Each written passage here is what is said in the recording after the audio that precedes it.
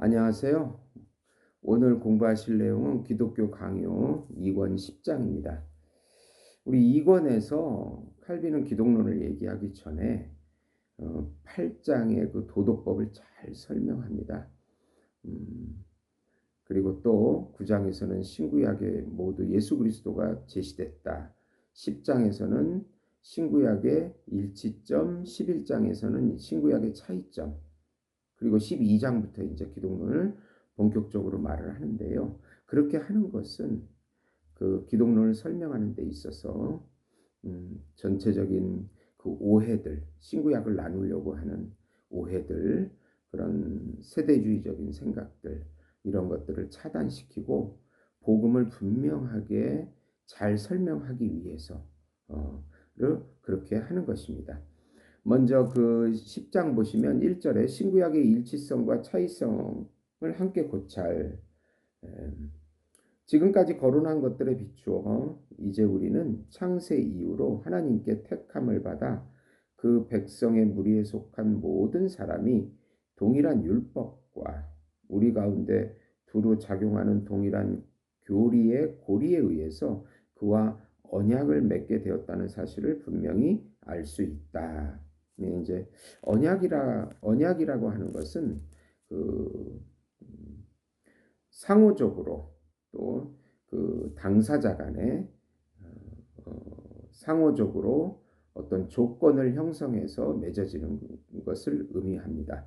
예, 언약이라고 하는 것은 그 대표의 원리를 통해서 머리의 원리, 그리고 또 전가의 원리를 통해서 우리에게 그 맺어지는 그런 특징이 있습니다. 아담의 불순종 이후 모든 인류는 원죄에 속하고 그 죄책으로 인하여 사망의 형벌에 처해지고 오염으로 인하여 전적으로 무능하고 전적으로 부패하게 되어서 그 누구도 하나님 앞에서 선을 행함으로 영생에 이르는 언약의 당사자가 될 수 없게 되었다. 그리하여 하나님은 예수 그리스도를 믿는 믿음을 조건으로 아무 공로 없이 구원에 이르게 되는 은혜 언약을 체결하셨다. 이는 예수 그리스도가 모든 의를 다 이루셔서 그 의를 값없이 전가해 주시는 새 언약의 예표로서 아담의 타락 이후 하나님이 노아, 아브라함, 이삭, 야곱, 모세 등 그의 백성의 대표와 맺은 모든 언약이 이에 속한다. 예. 그래서 구약에 맺은 모든 언약은 사실은 예수 그리스도의 새 언약의 예표다. 모든 것을 다 포함한다. 그런 의미가 되는 것입니다. 네. 그런데 이제 이 세레베투스라고 하는 사람과 이 제세례파 사람들은 이스라엘 사람들은 단지 그 돼지떼에 불과하다. 여호와가 그들에게 이 땅에서는 비육해지는 먹이를 주셨지만 하늘 영생의 소망은 그 어떤 것도 주시지 않았다. 예, 이렇게 나누어서 구약을 설명하는데 이것은 참으로 어처구니 없는 일이다. 그렇게 말하고 있는 것입니다. 네. 그래서 그 이렇게 예표로서 노아 언약, 아브라함의 언약, 모든 구약의 그 제사장 언약, 다윗 언약, 이 모든 것들은 사실은 그 예수님으로 성취가 되고 그것은 예표로서 예수님의 성취가 되고 그리고 영생의 그 믿음으로 예수를 믿는 그런 그 본질에 있어서는 똑같다. 예, 그러나 경륜에 있어서 신구약이 좀 다르다. 예, 그런 의미로 해석을 해야 되는 것입니다. 네. 이제 좀 더 구체적으로 그 2절 보시면은 구약과 신약은 실체에 있어서는 하나이며 동일하나 경륜에 있어서 다양하다. 예. 모든 족장과 맺은 언약은 실체 그리고 그 자체에 있어서 우리와 맺은 언약과 아무것도 다르지 않고 전적으로 하나이며 동일하다. 그러나 경륜에 있어서는 차이가 있다. 예. 실체는 그리스도로서 동일하나 경륜이 차이가 있다. 네.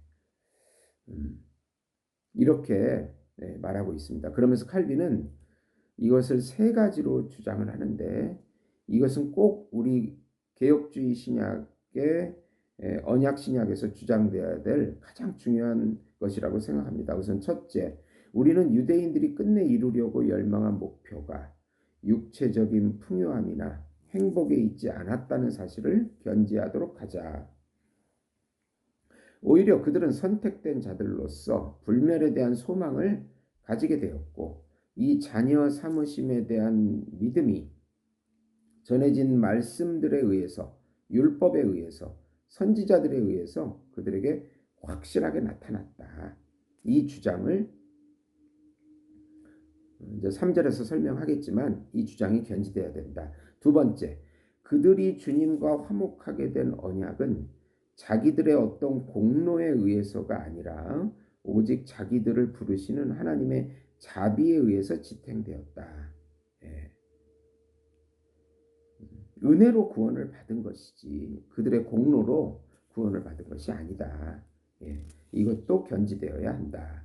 세 번째, 그들은 그리스도를 중보자로 여겼고 그렇게 알고 있었다. 그들은 그리스도를 통하여 하나님과 결합되었으며 하나님의 약속에 동참하는 자들이 된 것이다.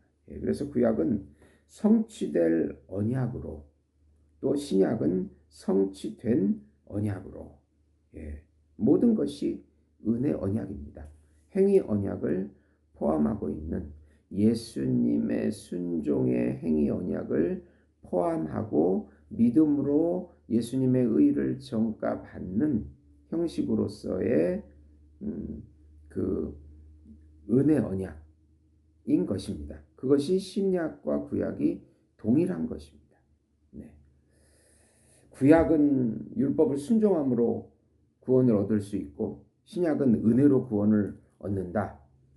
이것은 잘못된 말입니다. 네. 구약과 신약 모든 것이 예수님의 순종을 통해서 행위가 완성이 되고 그 의를 또 죄사함의 의를 우리에게 전가시켜 주셔서 예수님의 값과 예수님의 공로와 예수님의 의와 예수님의 순종이 우리 안에 전가되는데 믿음의 형식으로 전가되어서 우리가 신구약 모든 백성들이 구원을 얻게 되는 것입니다. 이런 본질적인 실체에 있어서는 동일하다. 그러나 이제 경륜에 있어서는 차이가 있다.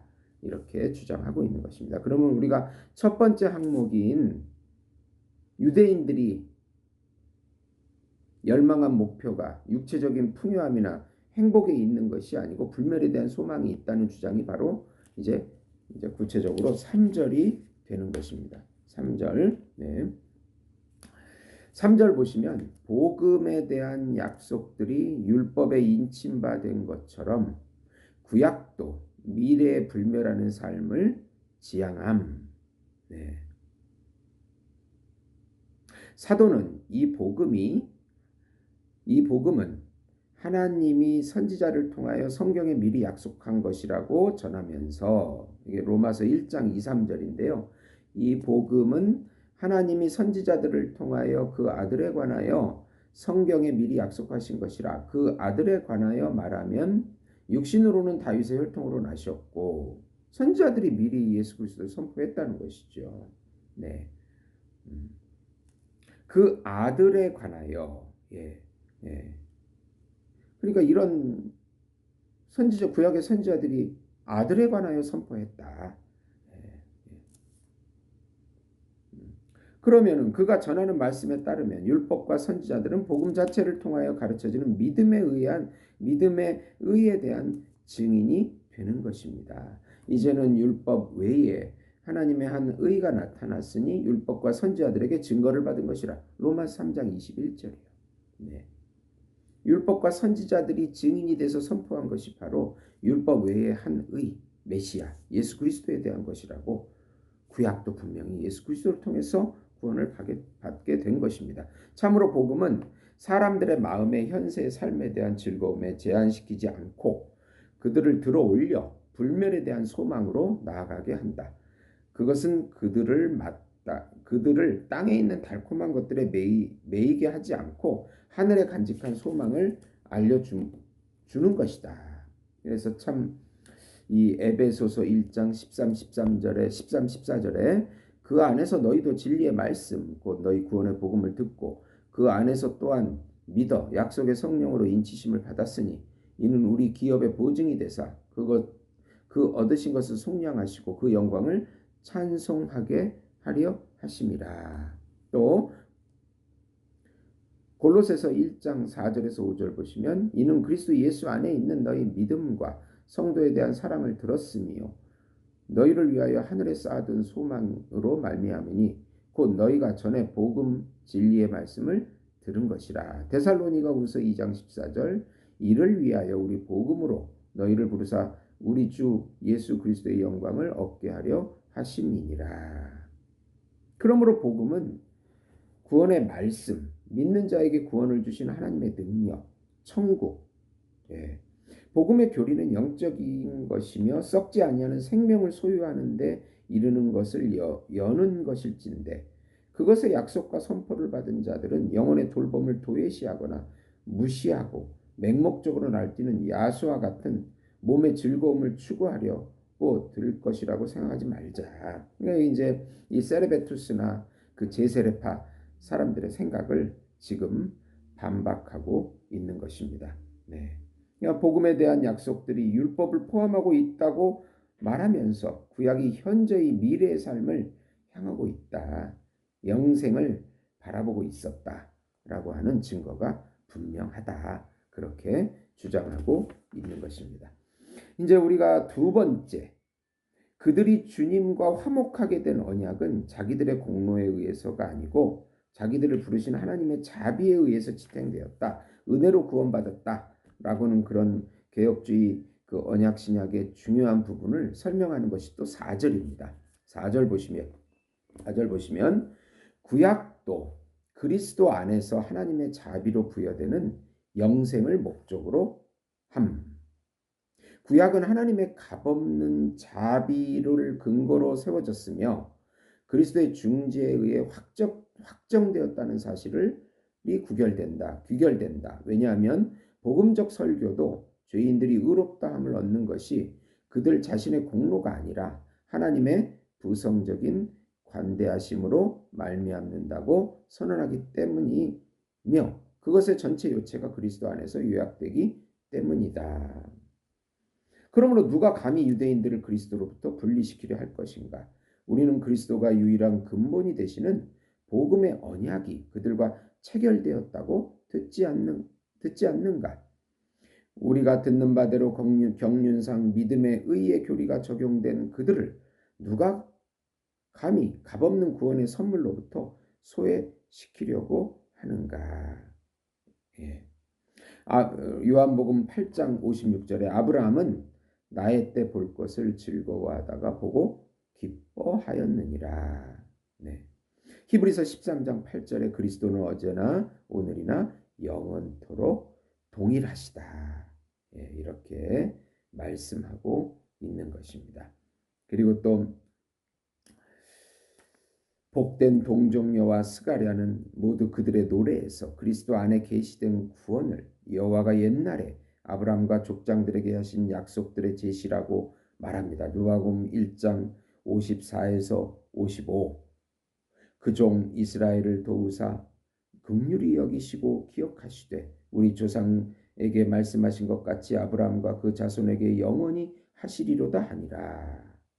또 누가복음 1장 72, 73절에 우리 조상을 긍휼히 여기시며 그 거룩한 언약을 기억하셨으니 곧 우리 조상 아브라함에게 하신 맹세라. 이렇게 다 신구약이 일치하고 있다. 네. 만약 여호와가 자기의 기름 부음 받은 자 그리스도를 제시함으로써 자기가 옛날 사람들에게 한 맹세를 이루신 것이라면 구약은 항상 그리스도와 영생의 목적이 있었다고 분명히 말할 수가 있는 것이다. 그렇게 말씀하고 있습니다. 그 다음에 이제 우리가 세 번째 주장이 그들은 그리스도를 중보자로 여겼고 그렇게 알고 있었다라는 주장을 이제 5절 또 6절 이렇게 주장을 해 나가고 있는 것입니다. 5절 보시면 구약 성례들은 그리스도를 의미로서 제시함. 네. 우리에게는 이스라엘 사람들이 겪었던 하나님의 징벌로부터 우리 자신을 건져낼 어떤 특권도 없다. 그러므로 우리는 어떤 명분으로도 이에 대해 항변할 수가 없다. 왜냐하면 여호와는 그들에게도 동일하게 복을 주셨을 뿐만 아니라 동일한 징표를 통해서 자기 은혜를 베푸셨다. 그러면서 이제 고린도전서 10장 1절에서 6절 형제들아, 바울이 주장이죠. 형제들아, 나는 너희가 알지 못하기를 원하지 아니하노니 우리 조상들이 다 구름 아래 있고 바다 가운데 지나며 모세에게 속하여 다 구름과 바다에서 세례를 받고 다 같은 신령한 음식을 먹으며 다 같은 신령한 음료를 마셨으니 이는 그들을 따르는 신령한 반석으로부터 마셨음에 그 반석은 그리스도라. 그러나 그들의 다수를 하나님이 기뻐하지 아니하셨으므로 그들이 광야에서 멸망을 받았느니라. 이러한 일은 우리의 본보기가 되어 우리로 하여금 그들이 악을 즐겨한 것 같이 즐겨하는 자가 되지 않게 하려 함이니. 고린도전서의 그 고린도 교인의 방탕한 삶을 경계하면서 이 본문을 사도 바울이 말하는 것입니다. 이 본문은 우리에게 말하는 것 같죠. 만일 당신이 인침을 받은 세례와 당신이 날마다 받는 성찬이 모두 놀라운 그런 약속들을 지니고 있으므로 당신이 이제 위험으로부터 벗어나 있다고 확신해서 하나님의 선하심을 경멸하고 방자하게 너스레를 떨고 있다면 그러한 징표들이 부족하지 않았던 유대인들에게 하나님이 자기의 엄격한 심판들을 내리셨다는 것을 당신은 인식해야만 할 것이다.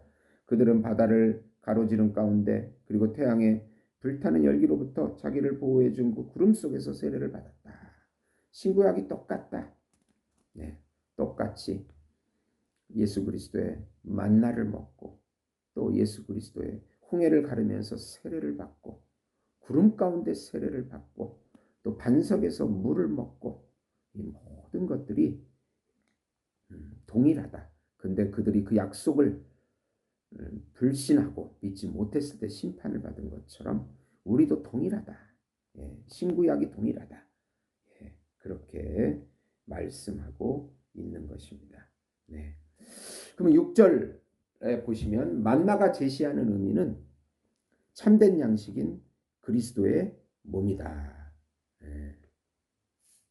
그러면 이제 이 반대하는 사람들이 이렇게 주장합니다. 너희 조상들은 광야에서 만나를 먹었어도 죽었거니와 내 살을 먹는 자는 영원히 죽지 아니하리라는 말씀을 근거로 이렇게 차이가 있다라고 주장하는데 만나가 백성을 고통스럽게 했던 육체적인 배고픔을 채워주는 처방 외에 다른 무엇으로도 이해되지 않았다. 그들은 바울이 관심을 가졌던 저 한층 더 깊은 비밀 속으로 파고 들어가지 않았다. 이 신약 백성들이 그렇게 했다는 것입니다. 그러기 때문에 그리스도는 그들이 자기들의 조상이 모세를 통하여 받게 된 것이라고 전했던 것보다 얼마나 큰 은총을 자기 자신에 대해서 기대해야 되는지 보여주시려고 이 말씀을 이렇게 너희 조상들은 광야에서 만나를 먹었어도 죽었거니와 내 살을 먹는 자는 영원히 죽지 아니하리라 라는 말씀을 한 것이지 그것이 차이가 있어서 그런 것이 아니다.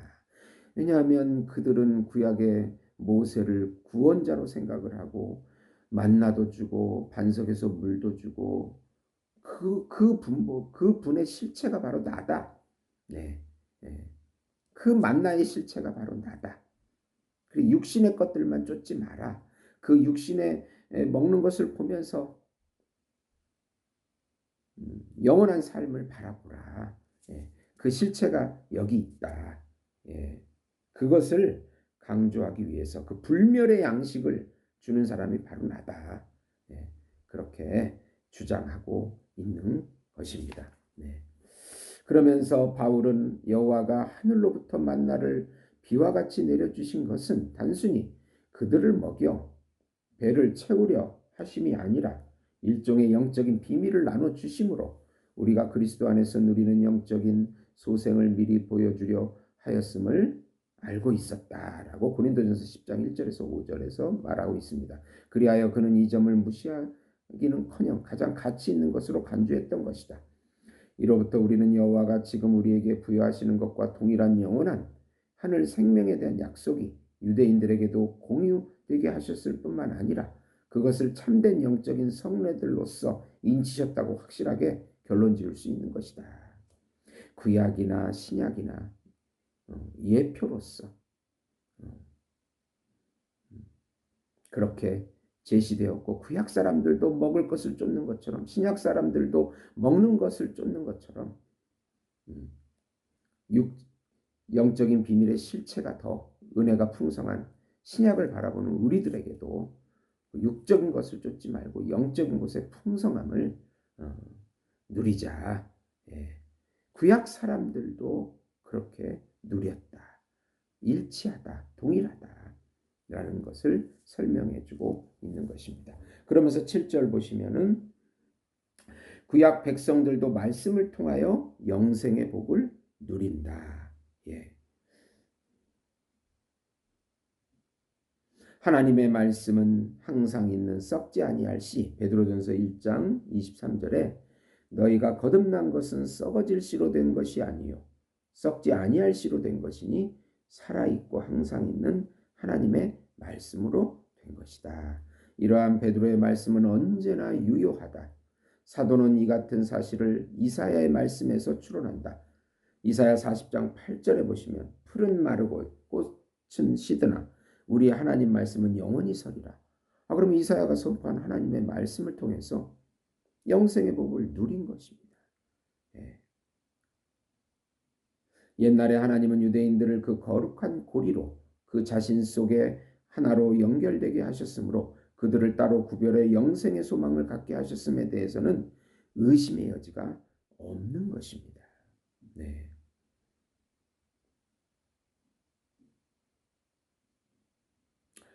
경건한 사람들의 영혼을 조명하여 하나님을 아는 지식에 이르게 할 뿐 아니라 어떤 면에서는 그들을 하나님과 하나가 되게 하는 특별한 이치에 대해서 말하고 있는 것입니다. 아담, 아벨, 노아, 아브라함 그리고 다른 족장들도 이런 말씀의 조명으로 하나님께 붙들려 있었고 또 의심할 것 없이 그들은 하나님의 영원한 나라에 들어갔다고 말할 수 있는 것입니다. 왜냐하면 그들에게 영생의 복이 없다면 존재할 수 없는 하나님의 견실한 동참이 있었기 때문입니다.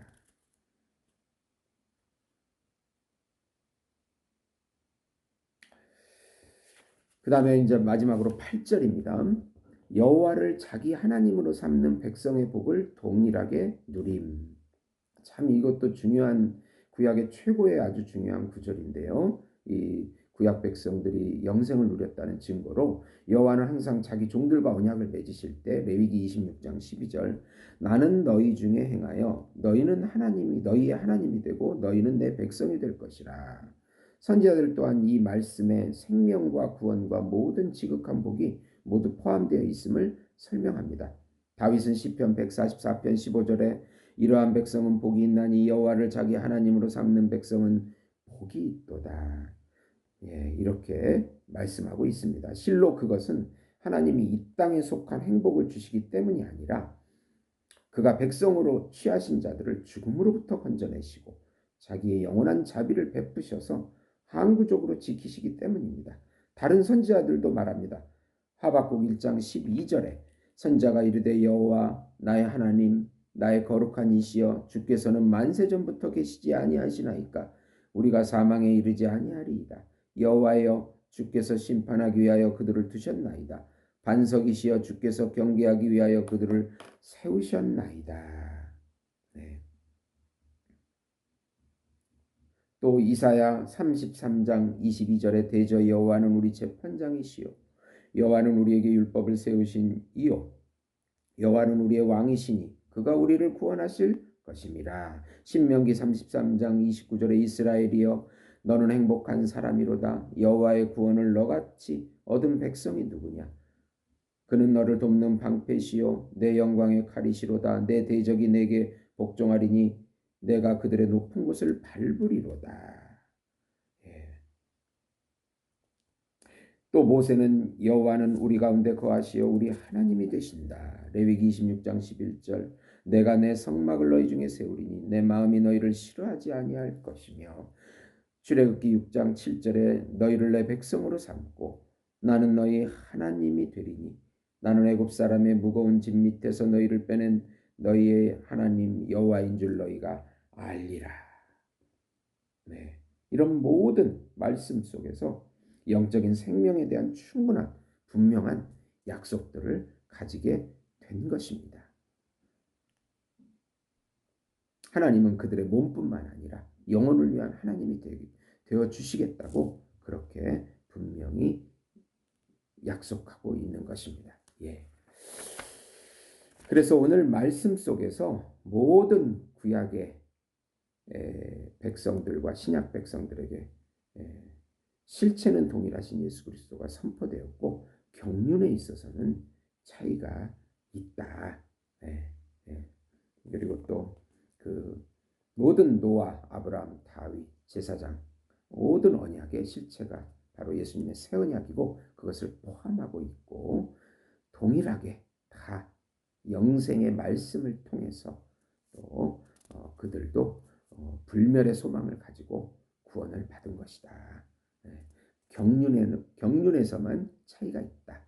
신구약을 나누려고 하는 세레베투스와 제세레파처럼 분리해서 생각해서는 세대주의적으로 생각해서는 안 된다라고 신구약의 일치성을 칼빈이 주장한 것입니다. 들어주셔서 감사합니다.